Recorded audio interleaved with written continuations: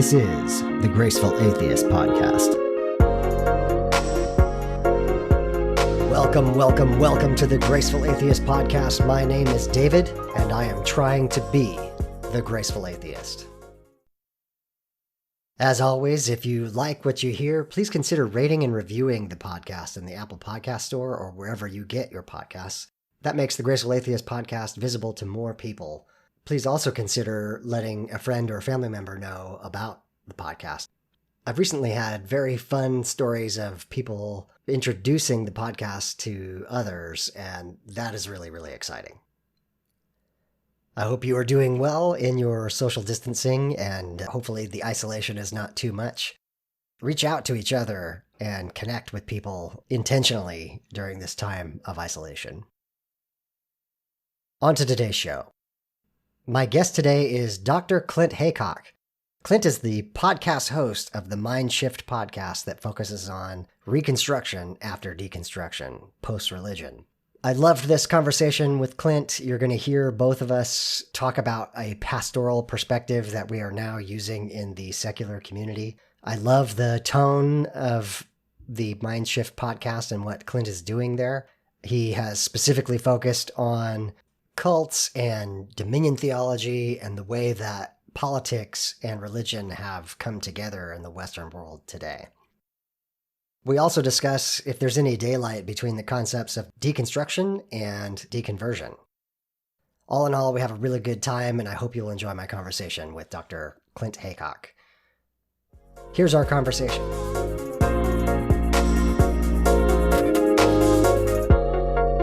Dr. Clint Heacock, welcome to the Graceful Atheist Podcast. Thank you for having me, David.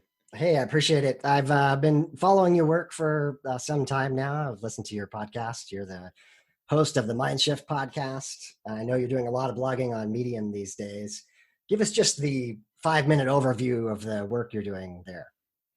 Oh, man. We only have 5 minutes, huh? Yeah. Well, we'll have some time at the end to talk about No, we'll more, keep it short. My podcast is really about helping people to reconstruct after they've deconstructed their religious beliefs. So they've left their faith, and that has led me into a lot of areas. I started out exclusively focusing on kind of the ex-evangelical, and which is my backstory, coming out of evangelicalism. But it's led me into all sorts of other fields like cult psychology, Christian reconstructionism, dominion theology, the Christian right, Christian nationalism, because that's part of my story too. So it's part of my reconstruction to understand the way it works, I guess, and it all sort of ties together. So I'm a former Bible college teacher. I was in academics for years. So for me, I love to research things, and so as a teacher, I just have to share them. So that's really the heart of what I do. I just want to be a kind of a teacher. It's my outlet, my creative outlet, and if it helps one person, then happy days. I hear you. No, I feel the same way about this podcast. This is as much for me as it is anyone else. Like I have to have some expression of all this, some way to get this off my chest, because otherwise you go a little insane. So you have to. So you've already hinted at it, but part of what I wanted to have you on is to give you a chance as well to tell your story. You mentioned evangelicalism, but I'm not sure I know exactly the faith tradition you grew up in and what that trajectory looked like. Mm-hmm. Well, I was raised in Seattle, Washington. I live here in the UK now. We've been here about 14 and a half years. I actually came over here to do a PhD. Yeah. And that's what brought us over here. Luckily we've been able to stay on. So this is going to be our home now. We're expatriates and all the rest of it. Right. But I grew up in Seattle, Washington, in a really, now I would say it's a fundamentalist cult, because the church was a Church of Christ. That was the denomination. Okay. But they subscribed to the Bill Gothard, which at the time was called the Institute in Basic Youth Conflicts. And so everybody, not everybody, but our church strongly encouraged everybody, let's say, to attend his seminars, which we did. My family did. I remember going as a kid, 13, 14 years old, taking notes. And my parents raised us. We had a very large family. They raised us according to his teachings, which now I see. I mean, they're very toxic. I say it's a cult. It is a fundamentalist Bible cult. And so that's kind of part of the cult psychology interest of mine, Yeah. is I started researching the inner workings of the Gothard Empire and quickly came to see that it was a cult too. Then I realized I was raised in a cult. Yeah. Okay. What does that do? You've got and the best advice I've heard from many, many ex-cultists and cult experts and psychiatrists is to get yourself educated. Educate yourself Yeah. on essentially what they did to you. And so that's kind of where I'm at with this journey. And so, yeah, I think I was raised in a very toxic theology. Right. It was the teaching that you had to be baptized in order to be saved as a Christian. So Okay. I was baptized, ended up getting baptized 3 times. Yeah. Yeah. Got to make it work. Yeah. Yeah. The first time I was about 10 or 11. I'd seen that movie, A Thief in the Night, Yeah. back in the late 70s. And it terrified me that I was going to be left behind in the rapture. As many people have reported that experience as young children, being absolutely traumatized. And so I went to the pastor and I said, I need to become a Christian. He said, let's get you baptized. And that was the first, so every time I'd get baptized, because I was failing in my view as a Christian, so I'd get Right. baptized again and again, because I was so desperate to make sure that I had it right. Yeah. I didn't want to be left behind in the rapture. I really find this interesting that it's the people who care about it the most. Mm-hmm. Someone like yourself, you really honestly wanted to make sure that you were doing everything properly and correct. Mm-hmm. Maybe it was based out of some fear, but it was still out of desire to do the right thing. Absolutely. And then that tends to be the people who experience the most trauma at the back end of this. It's true. People who they care the most, we really wanted to get it right.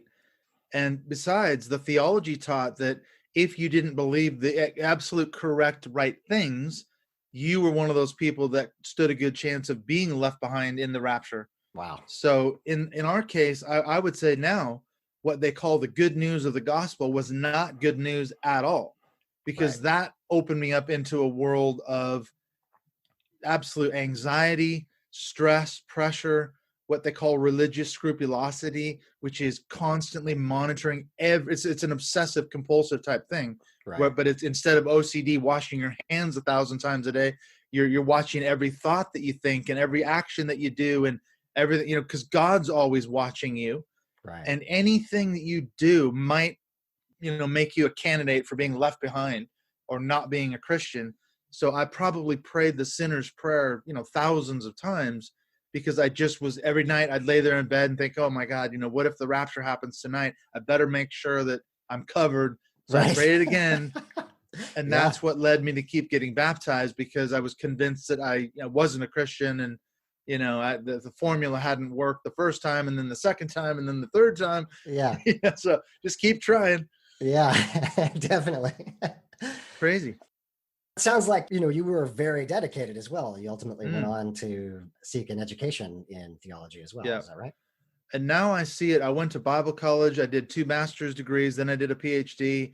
And I realize now a lot of my motivation at the time, I didn't see it that way then, but it was to genuinely help people avoid the same kind of pitfalls that I had fallen into growing up in church. So I was determined I was going to go to Bible college. Then I was going to go to seminary. I was going to study the Greek, study the Hebrew, really take a deep dive into the Bible and theology so that I could explain it to other people in a clear and helpful way. Right. Which that led me into becoming a pastor and then a Bible college teacher, because I am a teacher at heart. I can't help it. That's how I'm wired. It's true. And so for me, it was a natural fit. What better thing to teach than the Bible and to preach it? Yeah. And if I could help somebody by my explanation of a particular passage or Old Testament, New Testament book or whatever, then I was doing my job as a pastor, as a spiritual leader. And I see that now. That was my drive to be a pastor, which ironically is a lot of the same drive that I have now. I'm still kind of pastoring people. Weirdly, there's a lot of ex-pastors out there that say the same thing, that we still feel like we're doing pastoral work. It's just we're not preaching the Bible or leading people to Christ anymore. Yeah, I often say that when we lose our faith, that doesn't mean that we don't need connection and belonging, and in some cases, pastoral care, right? Yeah, a community. It's a human need that we have, and that's Absolutely. the best of religion, is how it can bring people together. Hmm. Obviously, we're talking about the darker side of things, but Mm. I'm very fascinated, and we'll maybe talk about this a little bit later, of how we recreate the best parts of that in a more secularized environment. Absolutely. It's true that one thing the church, on some levels, they do well, and that is offer community. Yeah, Someone said once that it's a ready-made community. You just have to slot into it. It's all there. It's all the pieces are there. Once you do the right things, say the right things, whatever the denomination or tradition has you do, get baptized or get confirmation or bar mitzvah or whatever your rite of passage is, yeah, then you're accepted. And it's a wonderful thing to be part of a community of people that believe the same things you do, more or less, and you're accepted, and you do have community. I mean, I had and still do have some wonderful friendships and relationships from the church when I was a pastor and before I was a pastor. So I don't take that lightly. But like you said, we as humans, we need it. yeah, you know, yeah, exactly. and the church is offering it. So why not just slot in to become a Christian? Right. Just briefly, my story, I was at a cultural Christian. Hmm. My family they were believers, but it was very passive. And when my mom got clean and sober and she had a kind of an epiphany experience, then we got very, very religious, very fundamentalist.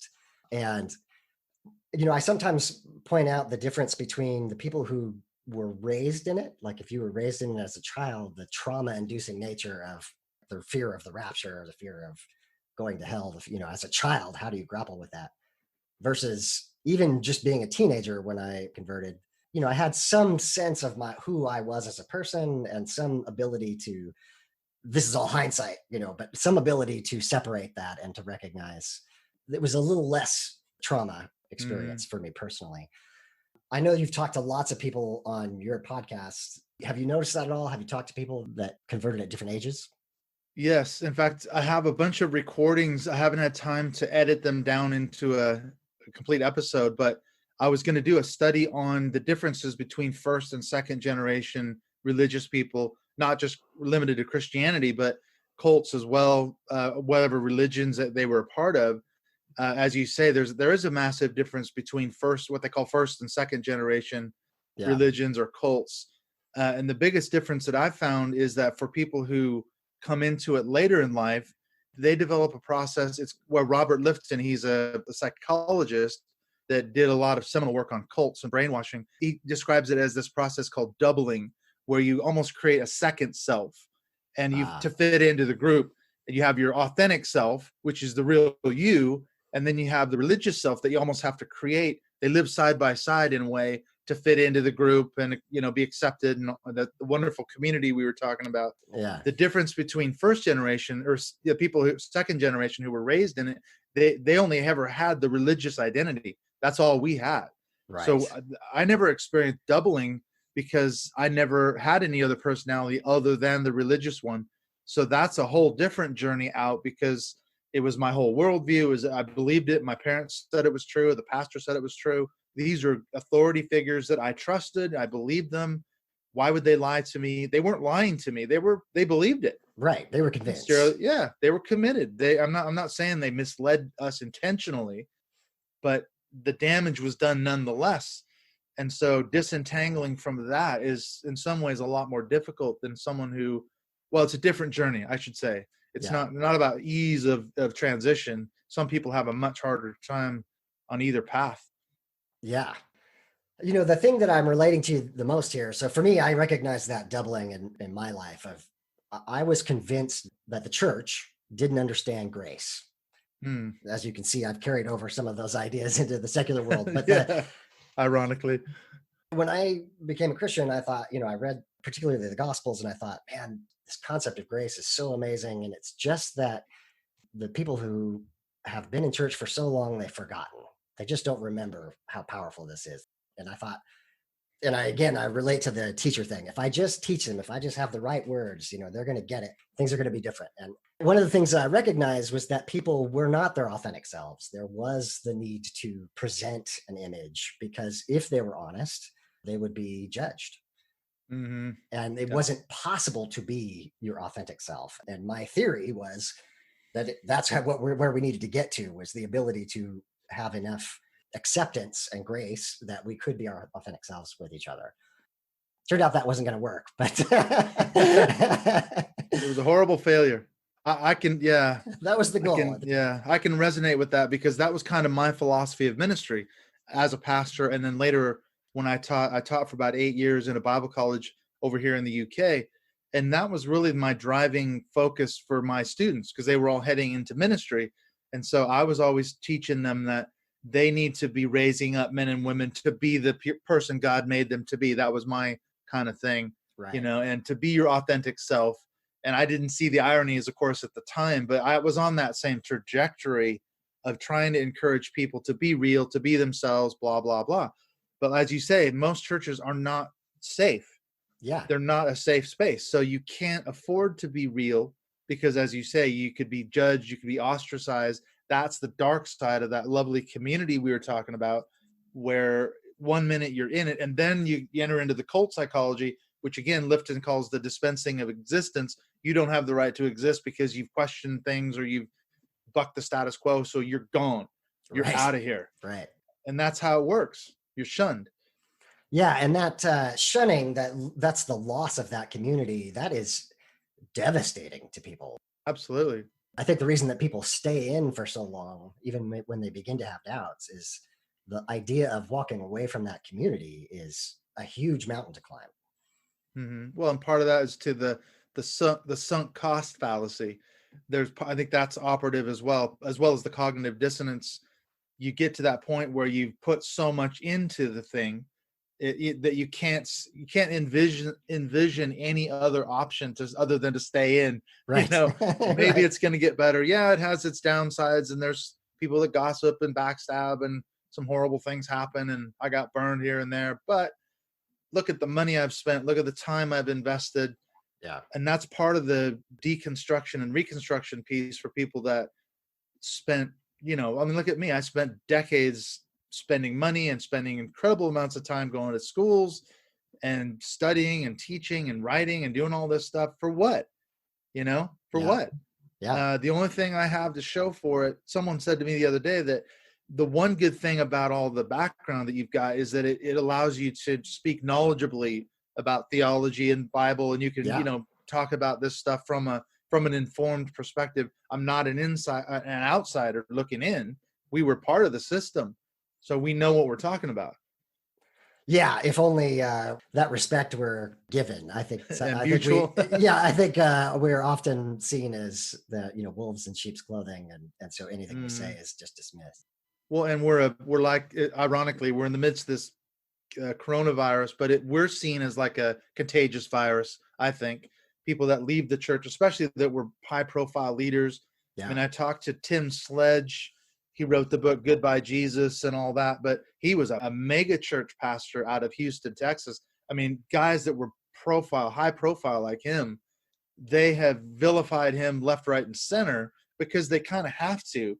When a high profile person like Josh Harris, the guy who wrote I Kiss Dating Goodbye, he repudiated it all, and man, they ripped him to shreds. There's been several high profile people that have left recently, and you read the articles and the Facebook posts, man, they have to say they were never a Christian in the first place, and all that. It's definitely terrible. I wonder what you would say to those people. Like, what does any deconversion or any deconstruction, but those high profile ones in particular, say to the people who are still in the bubble? That's a hard one because it's part of that cult psychology. I don't think evangelicalism as a whole is a cult. It's too broad, it's too diverse, it's Sure. Not a monolith, but there are many, many, many cultic tactics and psychological mind control things that go on within churches. So you have to realize that you're talking to people who to some extent are in a bubble. That's something that Rick Ross says. He's a cult expert. He said that when you're in the bubble, and you're receiving their downloads, it's very, very hard to think critically. Yeah. Only when you physically remove yourself and psychologically remove yourself and unplug, as it were, from the system and stop receiving their downloads, that's when you start to think critically. But if you're in the midst of the what Lifton calls milieu control, you're in the milieu that's being controlled by the people at the top. You're literally under their control. And we never saw it that way, I'm sure, Yeah. when we were part of the system. Yeah, definitely. I've heard what you've just said there in different terms before. I did an interview with Cassidy, who's the blogger behind Roll to Disbelieve. And part of her deconversion story was prayer group that they were trying to start, and they only had 3 people, and they were in some closet in a college, and didn't have the context. She realized in that moment that she was trying to create the feeling of God's presence and that it wasn't there. That snapped for her. That was the thing that broke her out of the bubble, where she could see, oh, it depends on the context. or in your words, the milieu, that it's an environment that you're in, whether this makes sense or not. Absolutely. And these are all what Robert Lifton, he has these 8 markers of cults.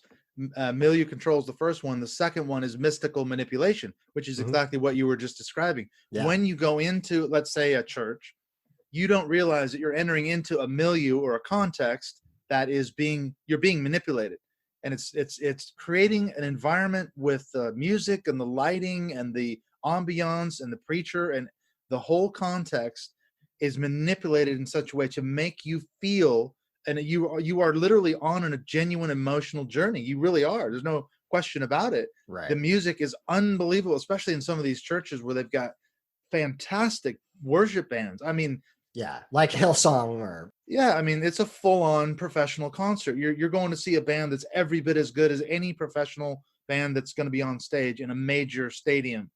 Musically, professionally, and they are at the top of their game, and they can play the crowd and move you from fast, upbeat tempo songs to slower, more introspective songs. The lighting comes down. Man, it is genuinely moving. There's no question about it. But what they do is they ascribe that to God, as you said. And then here comes the sermon, and here's 30, 40 minutes of rah-rah Jesus indoctrination, and a few more songs, and you're pumped up. But it's a religious addiction, because you have to go back the next week to experience the same high. You're always chasing that experience. And so you've got to come back to church and get it again. Yeah, definitely. And I think music is such a human connection for us. It is. When we participate in a shared musical experience, that is a really bonding thing. Right now, as we're recording, we know that COVID-19's an epidemic, a pandemic. And the things that we see that go viral are people out on their verandas, singing with each other, right? Like the Italians singing across to each other. Exactly. It's like that is just something that we need to do. It really is. In a way, the religion has kind of hijacked that and taken it over. Yeah, they've made use of it. And absolutely, I played in worship bands for years. I'm a drummer, and I felt that emotional. You get that connection with the audience. If you hit the pocket, kind of like a thing where you know how it is, if you're playing live, whether you're playing rock and roll or blues or worship music, if you're hitting the notes with the crowd, as it were, they get into it, and there's this symbiotic relationship between you and the audience. And I can remember many times where the worship leader would turn and, let's go around again, because there's something happening here. Right. You can see the audience really getting moved emotionally. And so let's play another bar, let's play another verse, let's, keep the chorus going. And we would just flow with it. And we would say at the time, well, we were flowing with the Spirit, man. That's what it was all about. We were just, the Holy Spirit took over, and we were just riding the wave. And I play in a rock and blues band. I felt the same thing playing AC/DC songs. Yeah, exactly. We used to end our set with the song from Rocky Horror Picture Show, The Time Warp, and that always went down just as big as any worship song in a church, There's nothing like seeing like 400 bikers doing the Time Warp dance, at a biker rally. Yeah, totally. And it's amazing. And it has nothing to do with the Holy Spirit. Right. It literally is resonance. right? Mm, It's that like yeah, people, their emotions are feeding on one another, and there's a resonant quality to that, and it's feeding back to the musicians, and just it's a positive yeah, feedback loop. it is. And it's a wonderful thing. If you're a musician, you know how it feels. There's a high from playing on stage live, and there's a high from being in a crowd that's where the band is really killing it. We've all been to concerts, secular concerts, I'm sure, where we've seen bands that just blew our minds, Yeah, and it was an emotional experience to see yeah, that, especially when you have a band that you've really loved for years and then they come to town and you've never seen them live before. And like, oh man, I got tickets to see these guys. And they just exceeded your expectations, and you're on a high. yeah. And it absolutely is. So you can replicate that in a church. Absolutely. I realize that we've kind of gone way out of order here, and I do want to return to some of these subjects, but I want just real quick. I don't want to lose track of what, for you personally, Clint, were the cracks that started to form, the doubts that ultimately led to deconstruction for you. Well, I see it now. I didn't see it at the time. I see it now as the cognitive dissonance was surfacing. And maybe that was my authentic self somehow in there, even though I was mostly the religious self, Right. still was the real me going, hey, this doesn't add up. And I can remember even in Bible college, I felt like a hypocrite because I was preparing for ministry and I had doubts, but I didn't want to stand up in front of an audience or a classroom of students teaching them something that I felt that I didn't believe in or wasn't working for me personally. And I really wrestled with that problem for years. I remember going to mentors at Bible college and seminary, talking to pastors and saying, what's going on here? Because I'm not sure I'm buying this product that I'm supposed to be selling. And I can see that now it wasn't working. Right. But I could never admit that to myself. I just thought it's something wrong with me. It's always the problem, isn't it? Where doubt gets thrown back onto the doubter. Right. Something's wrong with you. It's never God's fault, obviously. Yeah. And it's not the fault of the Bible. You're just not interpreting it correctly or whatever. Your theology isn't right, or maybe you've got hidden sin in your life, or there's a million and one reasons why it might not be working, but it's never God's fault. Going back to what you said, I really wanted to get it right. I do not want to feel like I'm a hypocrite standing in front of a crowd telling them to believe something and that it should change your life when I myself wasn't doing half the stuff I was telling my congregation to do. Yeah. And I've had people on who tell a story where they wanted God to change them. They were Sure, asking, change me. I recognize this absolutely. isn't the best I can do. Help me. And then it was the recognition of that not happening, that there was no assistance, there was no helper Yeah. available to assist them in changing. Yeah, going back to my experience as I was talking about as a kid, why I kept getting baptized, because I was begging and pleading God to help me, as you just described, and no help was forthcoming. For example, I was in the purity culture. That Hmm. was another part of the toxicity of the doctrine, and I've realized this now. A lot of kids raised in the purity culture, they have to suppress their sexuality, so they turn to pornography as an outlet. So I became addicted to pornography, and of course, I knew that was wrong. I felt horrible about that. At least I knew I wasn't having actual physical sex, which was slightly better. But then I was, turning to porn, Yeah. and that was a sin. So I mean, I begged and pleaded, and I've heard many stories of kids like me who did the same thing, asking God to take it away, to help me. Nothing. And why? Isn't He interested in helping you to become that perfect Christian or perfect kid who doesn't sin? Why not give me some help? Throw me a bone. Yeah. Yeah. Nothing. I get you. I think that on all levels, the repression of normal human sexual desire is Mm, destructive, right? It doesn't matter, how you wind up dealing with that, whether that's porn or I think the church would be so much better if they just said, yeah, masturbation is normal. You should do that if you want to. There'd be a whole lot fewer problems, yeah, like, but they can't, there's no way they could ever, can't say it. they can't say that. I mean, I remember going to pastors' conferences. We used to go to the Oregon coast and go to these weekend long pastors' conferences. And by about the end of the Sunday evening session, it was 40 or 50 pastors in a room, and they were broken down. And most of them were confessing all kinds of sins. And the biggest one is pornography and, masturbation. Yeah. Pastors who could never, ever admit that to their own wives, for one thing. or certainly not to their congregation. Can you imagine that? Yeah. If a high profile pastor went up and said, look, people, I've been watching porn for years. I'm addicted to it. I got a real problem. Man, they'd be out in most cases. Yeah. So fast. I was fascinated by it when I was in the middle of, I went to a Bible college. Purity culture was very much a part of that. I was just honest with myself. I was, like, I'm going to masturbate.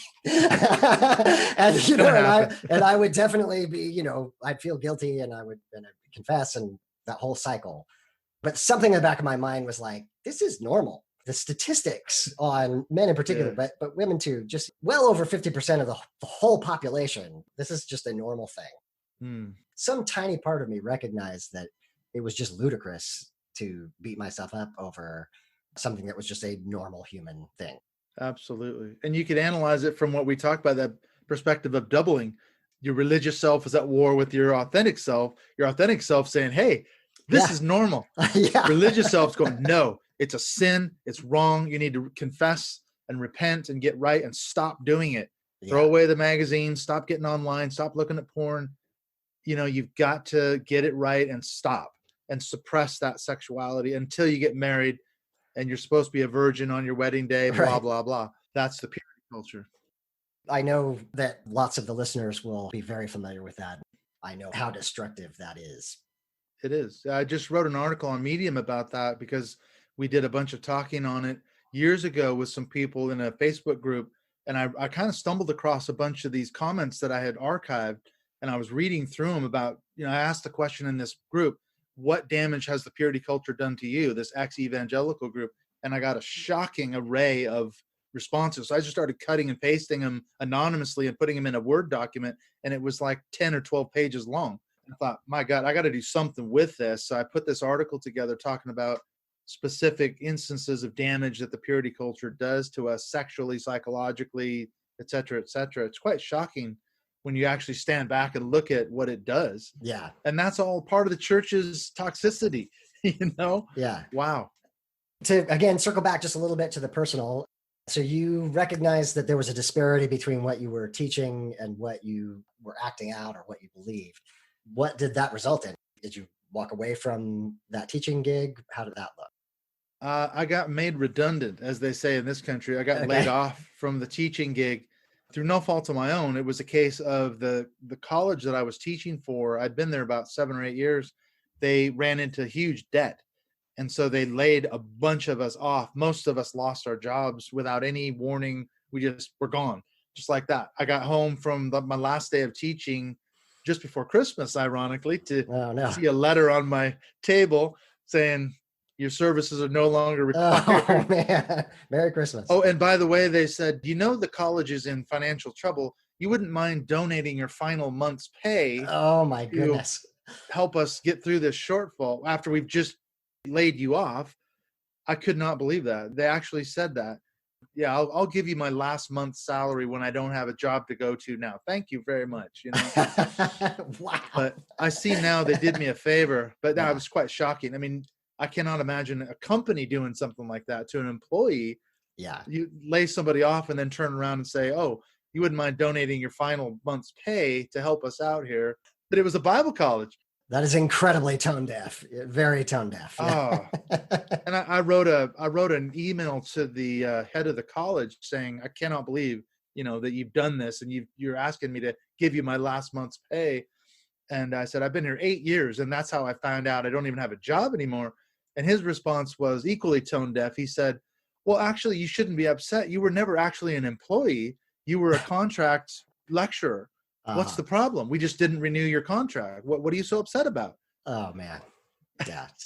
That's insane. Tone deafness. Unbelievable. What do you were never an employee here. What are you so pissed off about? We're just, you're not coming back and that's it, period. What's the problem? Wow. I don't know. 8 years of teaching for nothing. That's terrible. Yeah, it really is. So what made you decide to go to the dark side a bit, to start expressing your deconstruction out loud, to blog about it, to whatever your first steps were? What happened there? It was actually the podcast that I started. I've changed the name. Now it's Mindshift Podcast, but originally 4 years ago. It was called the Preacher's Forum Podcast. Okay. And that was my last gasp of trying to reform the church. So I'd gone through this cycle of reading progressive Christians, jettisoning a lot of my fundamentalist, evangelical, conservative dogmas. And that was the journey I was on. I was like, okay, I'm going to help the church get relevant. Kind of like you said, your path of let's help the church discover grace. That's what I was teaching my students. I was having them question things and exposing them to a lot of progressive ideas and pushing the limits a little bit. But then I see now that was my journey, that way out, because as I was jettisoning the pieces, eventually there was nothing left. But that journey was to really one last push to kind of reform the church.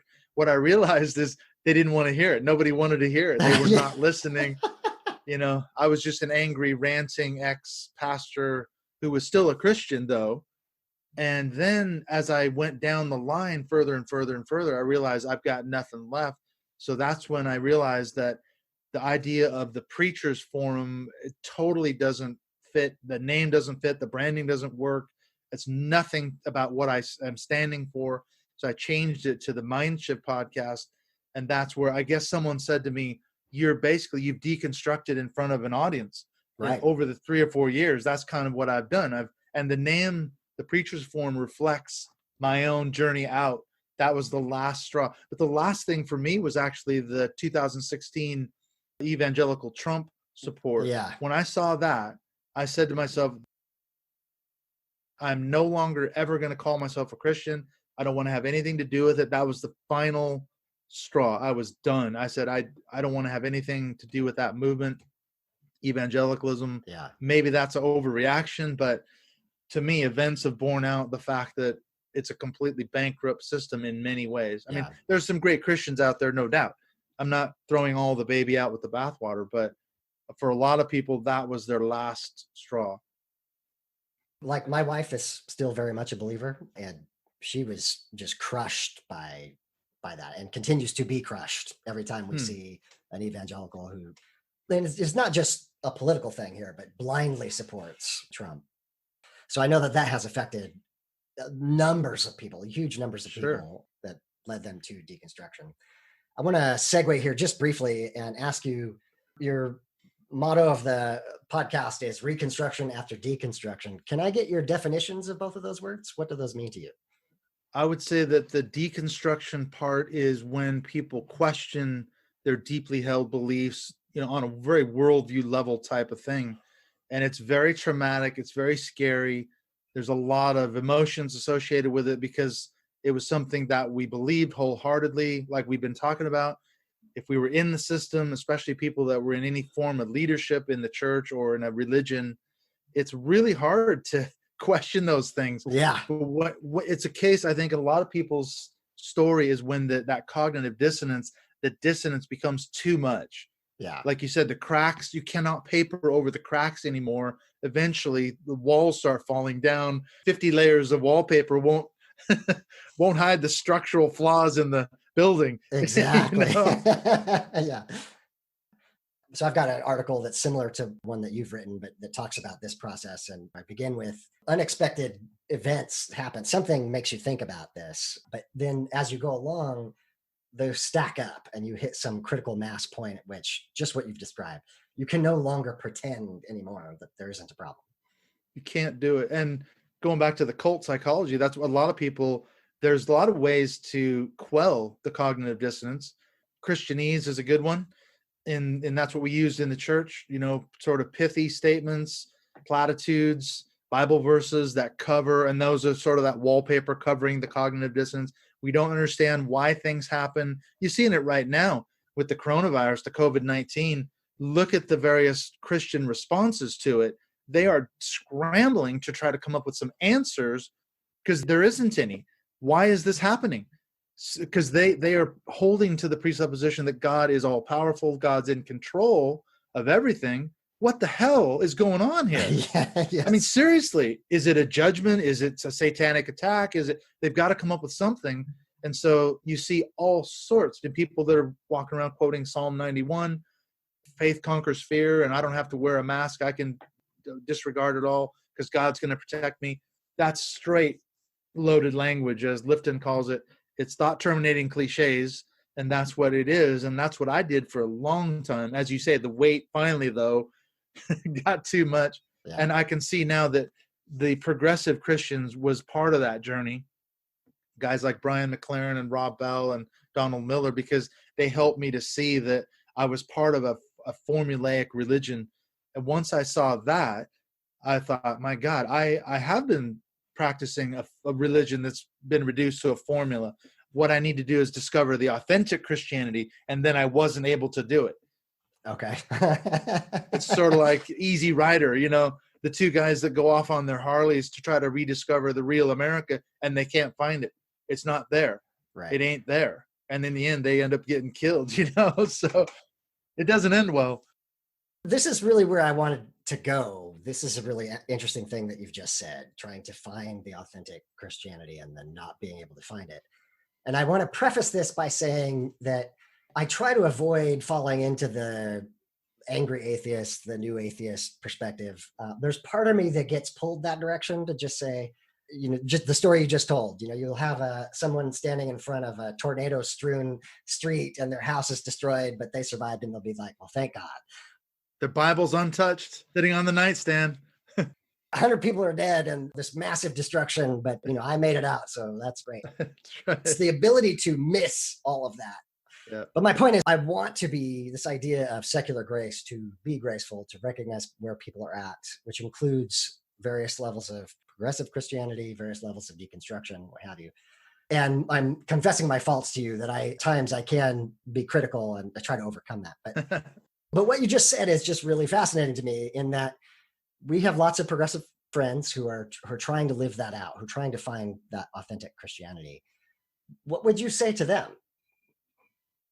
That's a good question, because I had a conversation recently with Dan Koch, who's a progressive Christian, and we went around and around. We had a really good, respectful dialogue. It wasn't an argument, and I come from the same perspective as you. I'm not trying to talk anybody out of anything or into anything. I will have a respectful dialogue as long as anyone wants to talk with me. Absolutely. And the question that I posed at the end of it all, there's no question but that the church, and I'm generalizing, but including Catholicism, and there's so many abuses. There's no question about it. There's sexual abuse, there's pedophilia, there's spiritual abuse, and religious trauma syndrome, and you can have a laundry list: hell-induced PTSD, anxiety, depression, et cetera, et cetera, et cetera. And that's caused by the church. So I said to Dan, whose fault is it? Because is it God's fault that all this is so messed up? Or is it the fault of humanity, who took something that was pure and then corrupted it? What we need to do is get back to that pure faith, and I think that was my journey, as you said, for a long time. I was hoping to find that sort of Acts chapter 2 church, community. And that was what I taught my students to aim for. And now I realize that I think I never found it, but for the progressive Christian, I have a hard time supporting some of that. I get where they're coming from, I think, because I was on that same path. Sure. But I couldn't reconcile it with all the damage that was being done by the church.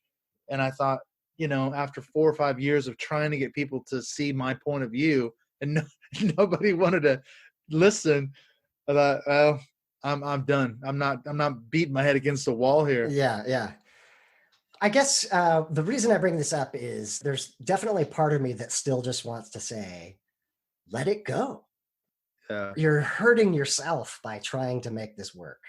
Mm-hmm. And my argument is this, that if you do the Thomas Jefferson thing, you rip all the miracles out of the Bible. If you take one more step and take all the archaic morality out of the Bible, you're left with a pamphlet that says you ought to be good to people, right? Mm-hmm. And that's about it. And that the baggage that comes with traditional Christianity actually holds people back.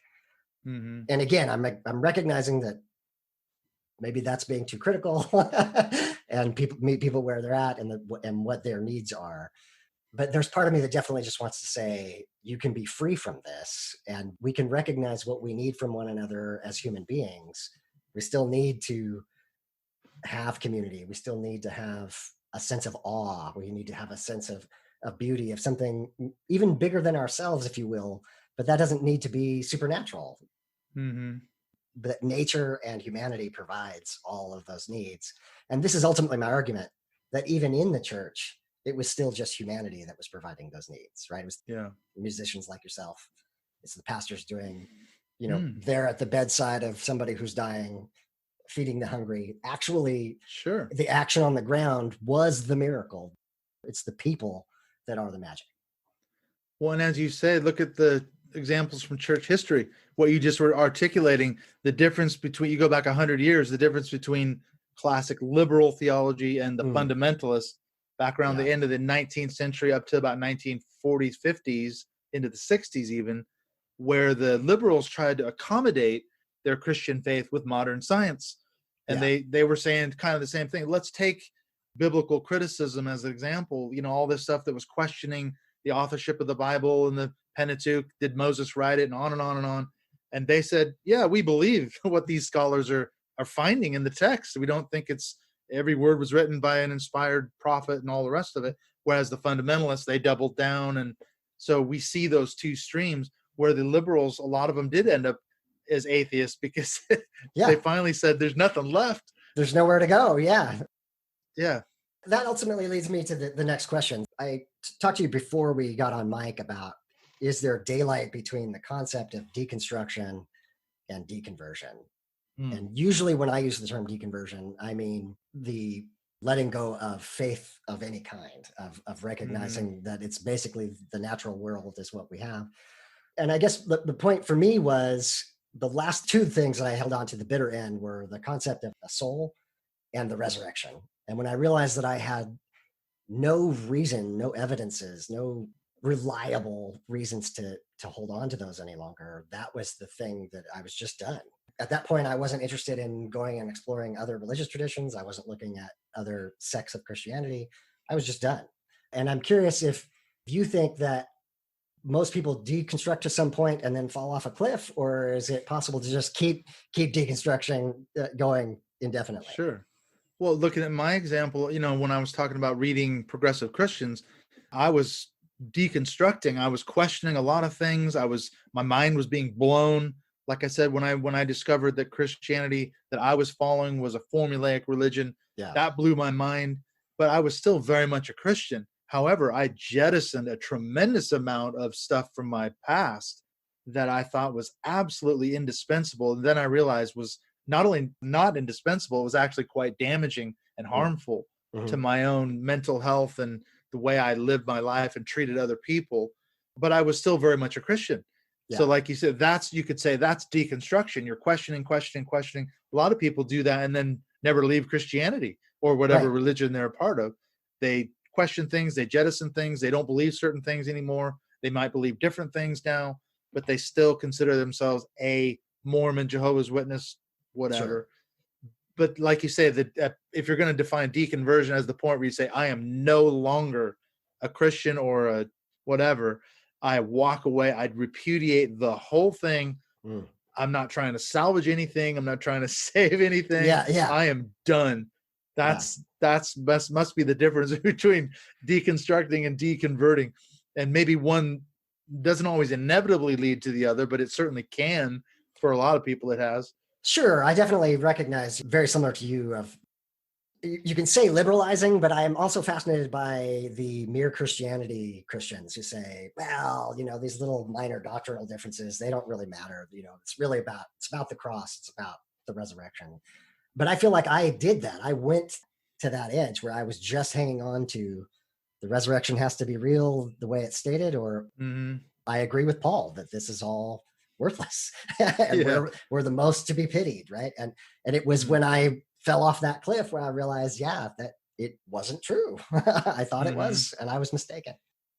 Well, and one thing we haven't really touched on, I kind of mentioned it with the liberals, but the question of what Bible are you talking about?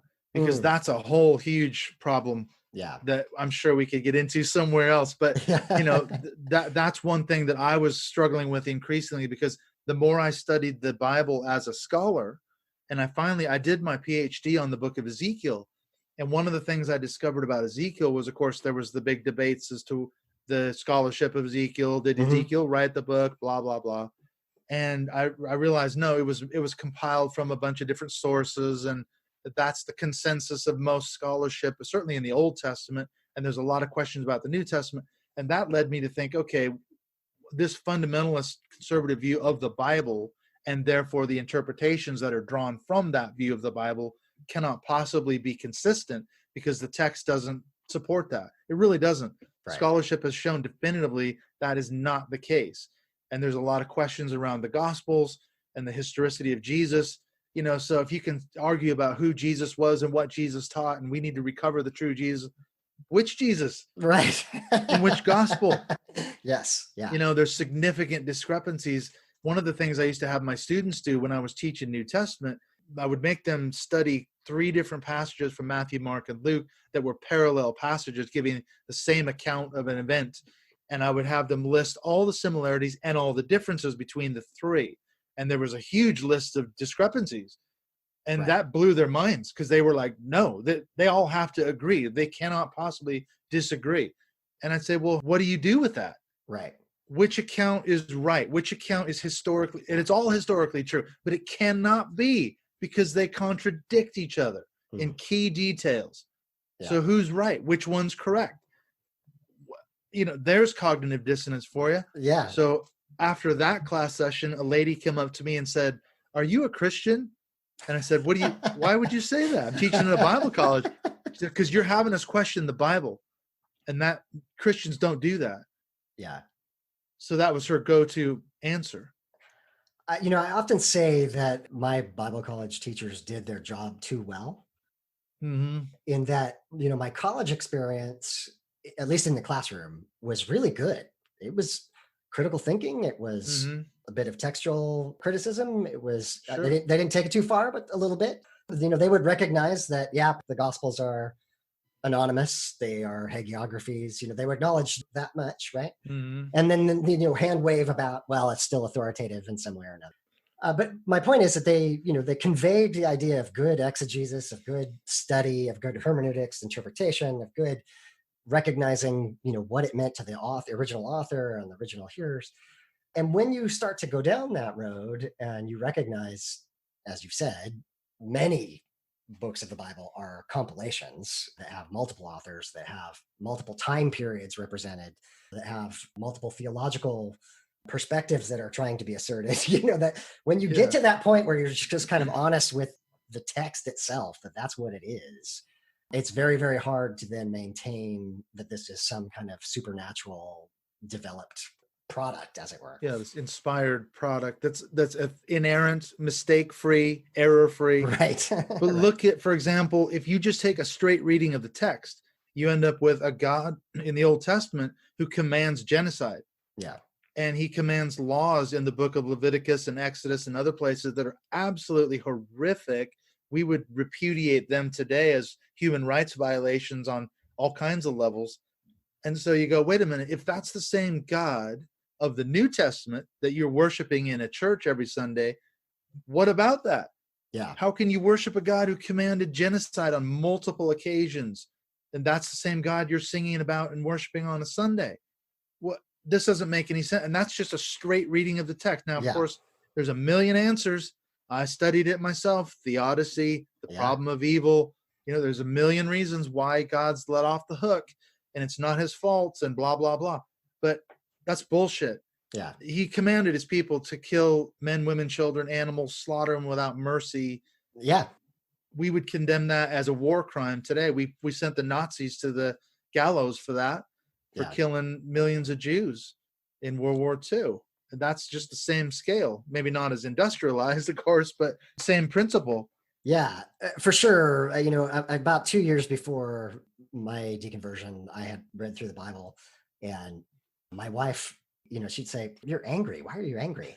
And at the time, I had no idea why. Now, with hindsight, I recognize I was reading it straight through, all, including the boring parts, including Ezekiel, including the prophets, and it's horrifying what it actually says. Yeah, it is. So I always recommend, if you're a believer, read the Bible, right? Read it. That'll make an atheist out of you. Yeah, the only thing I request is that you see it for what it actually says, rather as what most people do is they interpret it in light of, for my case, I previously had interpreted all in light of grace, right? Well, God was judgmental because he was bringing the Hebrew people together, and needed to keep purity and what have you. But when I started to let go of that, I took the rose-colored glasses off and just read the text. What does it say?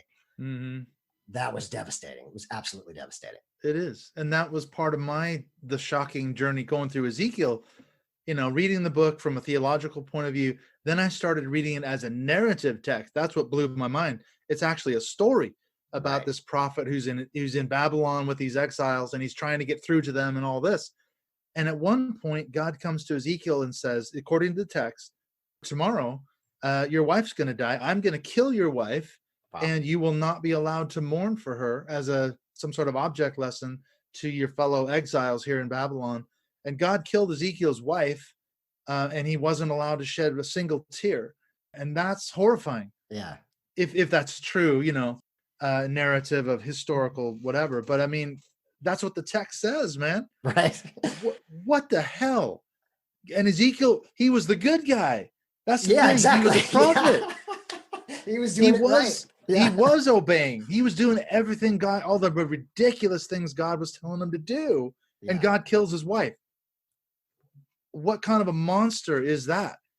The same guy who destroys Job's life, or allows Satan to, over a cosmic bet with the devil that Job never finds out about. I mean, if that's the God of the Bible, I don't want to have anything to do with that God. That's what did it for me. Yeah. No way. I can definitely relate. Yeah. I feel like we've done a pretty good job of bashing the Bible and stuff. So I want to turn the corner just a little bit and talk about, first of all, do you consider yourself an atheist? Do you pick a term that you identify with? Is there agnostic? I'd say I'm more of an agnostic, I think. Okay. I'm definitely deconverted. Okay. No, I'm not a Christian. There's no question about that. I don't call myself a Christian, but I'm not sure. I have a lot of problems with that God. Like I've been saying, It seems pretty clear. I get passionate when I start talking about, because I have a lot of questions. If that God exists, the one of the Bible, there's some serious problems. Right. I want some answers to those questions, and I'm not getting them. I ain't getting them, Yeah. And so I'm not sure if there is a God out there. If he does exist, wow, we've got some serious issues to deal with. So I could see the appeal of saying, it's probably better off saying it's all made up and there's no God. Right. Become an atheist and sack the whole thing off. So then I want to use, the most generic term that I often use the word secular to be very generic. I don't necessarily mean atheistic, right? But just not religious. Mm-hmm.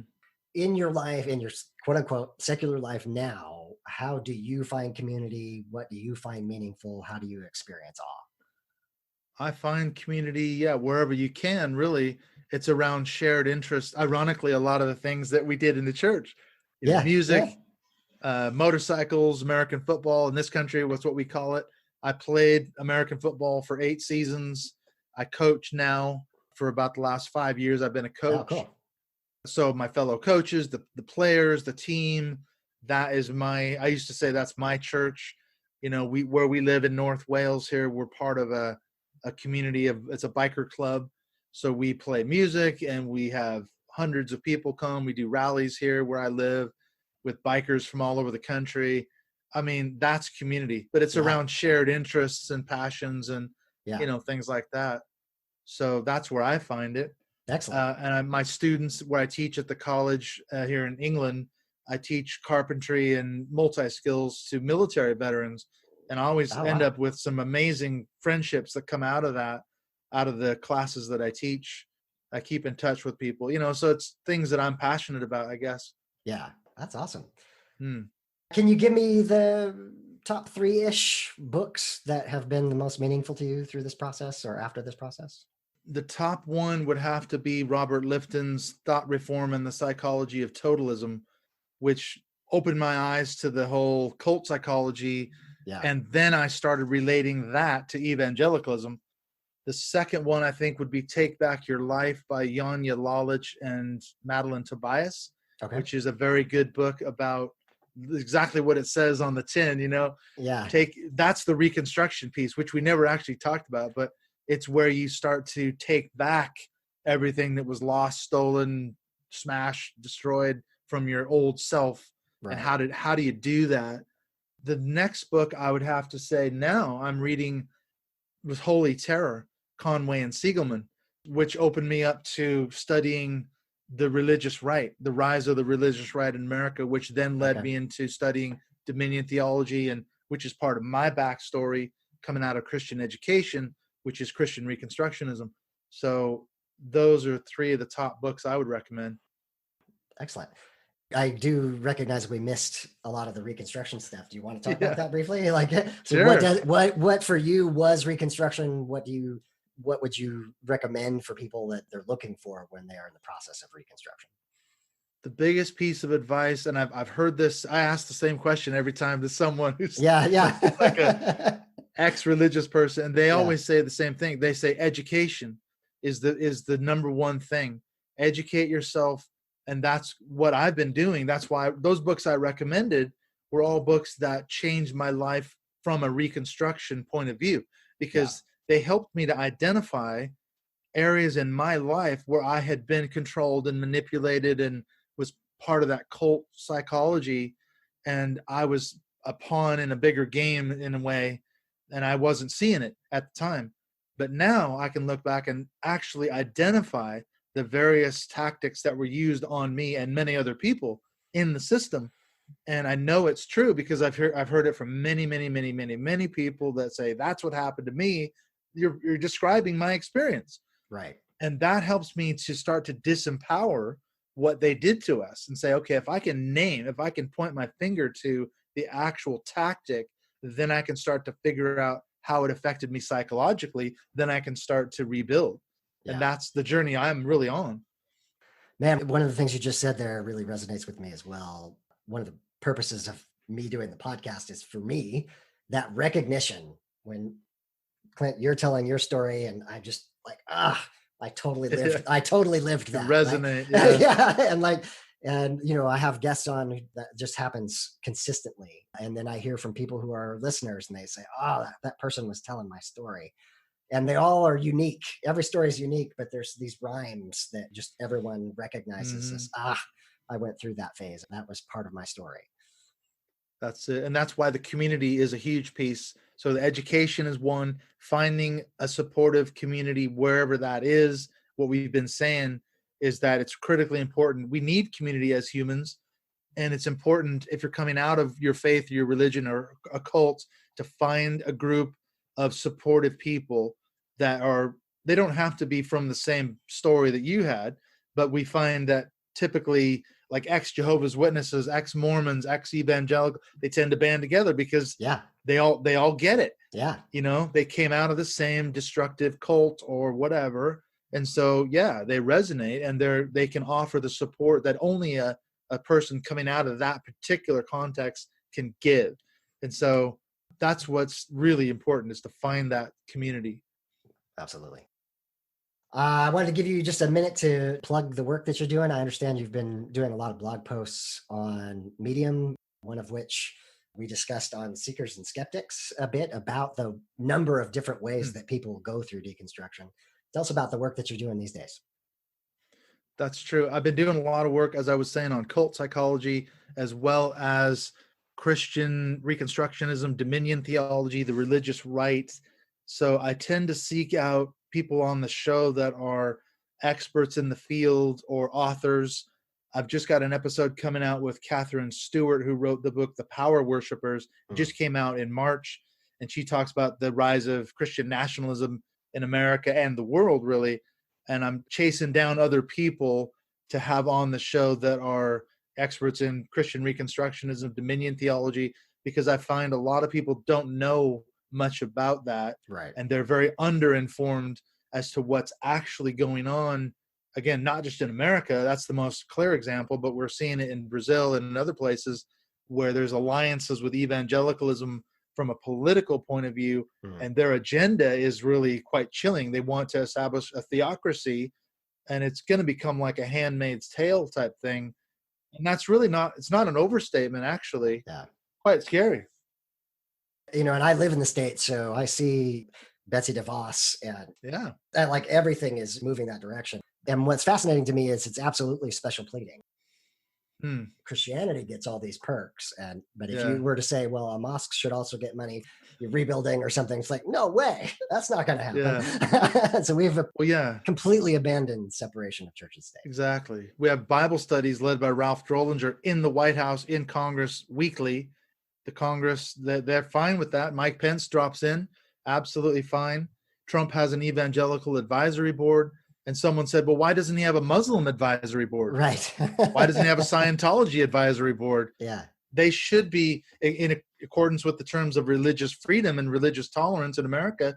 Every religion should be equally represented. Yeah. So why is it only these particular evangelical dominionists that get these Bible studies and all these influences in the Trump administration? So that is affecting legislation right now today.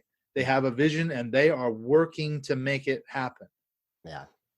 And your Mindshift podcast, I know that there's a few podcasts out there that have that name. How do they find your podcast if they're looking for it? That's true, because it's funny. My wife actually suggested the name, and I kind of didn't realize at the time there's about 3 or 4 other shows with the same name. I changed the name. I did all the work, and then I went on there to iTunes. I thought, oh my God, there's like 4 Mindshift podcasts.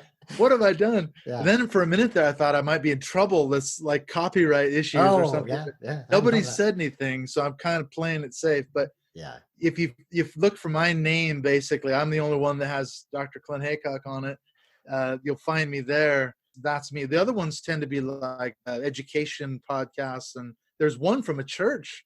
So I thought that was kind of interesting. Maybe they'll end up listening to a sermon and think that it's me. So don't get the wrong Mindshift podcast. That's right. You could think, what's this guy? He's preaching a sermon all of a sudden. Well, I just wanted to thank you for being on the podcast. And we talked briefly about still having kind of a pastor's heart and really still acting that out. I hear that in you. I hear that in your work. It's very clear that you care about people. Yeah, that's what this podcast is all about, is how do we care about people more? I think the work that you're doing, helping people to recognize the cultic nature of their previous faith, is really, really important. Thank you so much for being on the show and sharing all that wisdom with us. Yeah, thank you so much, David, for being a great host. I want to have you as a guest on Mindshift Podcast, so we need to talk about how we can make that happen too. That sounds great.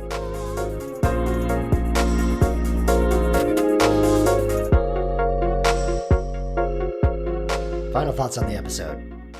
There was so much resonance between Clint and I. I think we have very similar experiences and very similar perspectives on the post-religious life and how we connect with one another, how we maintain the human needs in community. It was just a great conversation to have with him. I thought the conversation about the potential difference between deconstruction and deconversion was really interesting. I know I sometimes come across as the stronger atheist, and it's important for me to remember that deconstruction is definitely a part of that process. I'm very much interested in meeting people where they are at and not necessarily having them conform to what I think they should be thinking. So wherever you are in your deconstruction or reconstruction, I hope you'll listen to the podcast and enjoy it. I'm also fascinated by the work that Clint is doing, and specifically the people that he has interviewed in the expertise of cults. The overlap of evangelicalism and cultic-like practices is fascinating, and as Clint himself said, it's not to say that all of evangelicalism is a cult, but there are practices which can be more or less cultic and manipulative. Recognizing those manipulations is important. I highly recommend that you check out the Mindshift podcast, and in particular, some of those episodes that focus on the ways in which cults manipulate people, and see if you recognize some of those things from your faith tradition. Clint really touched on something: when you remove yourself from the context, he said psychologically and physically, that's when you're able to get some space to start critically thinking. And that critical thinking may lead to deconstruction. And finally, I think his best advice was get yourself educated. Knowledge is really the key.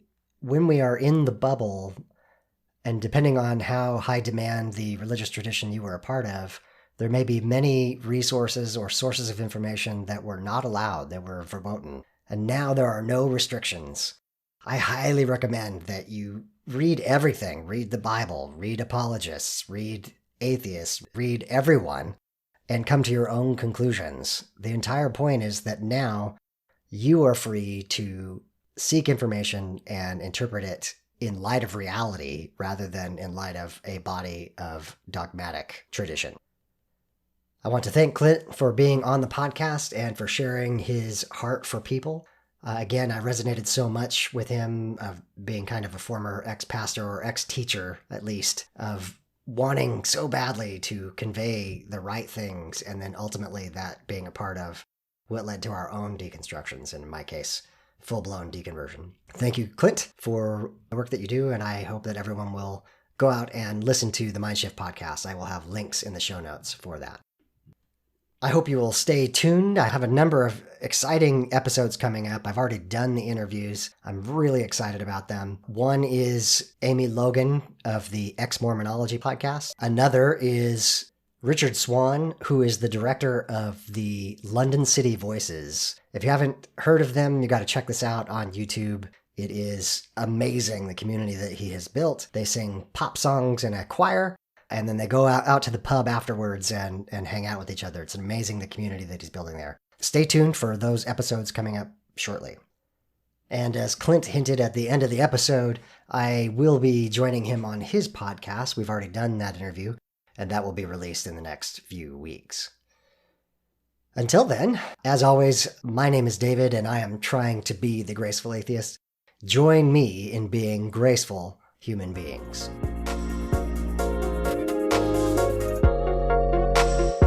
Time for some footnotes. The song is a track called Waves by Micaiah Beats. Please check out her music. Links will be in the show notes. If you'd like to help support the podcast, here are the ways you can go about that. First, help promote it. The podcast audience grows by word of mouth. If you found it useful or just entertaining, please pass it on to your friends and family. Post about it on social media so that others can find it. Please rate and review the podcast wherever you get your podcasts. This will help raise the visibility of our show. Join me on the podcast. Tell your story. Have you gone through a faith transition? You want to tell that to the world? Let me know and let's have you on. Do you know someone who needs to tell their story? Let them know. Do you have criticisms about atheism or humanism, but you're willing to have an honesty contest with me? Come on the show. If you have a book or a blog that you want to promote, I'd like to hear from you. Also, you can contribute technical support. If you are good at graphic design, sound engineering, or marketing, please let me know and I'll let you know how you can participate. And finally, financial support. There will be a link on the show notes to allow contributions which would help defray the cost of producing the show. If you want to get in touch with me, you can Google Graceful Atheist, or you can send email to gracefulatheist@gmail.com.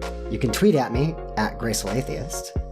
Or you can just check out my website at gracefulatheist.wordpress.com. Get in touch and let me know if you appreciate the podcast. Well, this has been the Graceful Atheist Podcast. My name is David, and I am trying to be the Graceful Atheist. Grab somebody you love and tell them how much they mean to you.